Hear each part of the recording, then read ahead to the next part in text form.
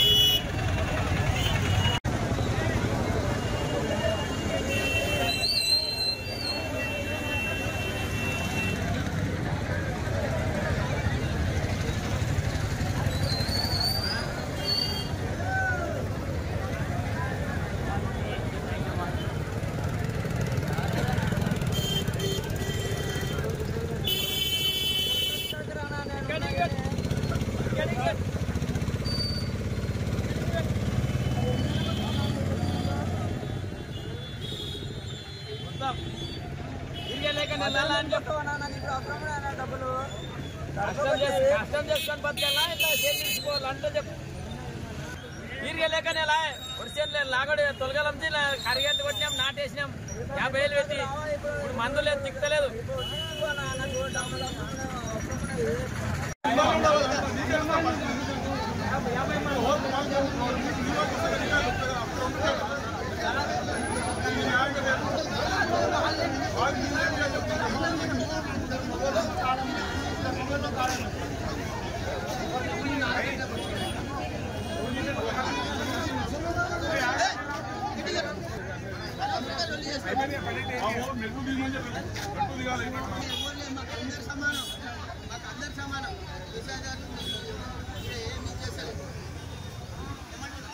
వాళ్ళు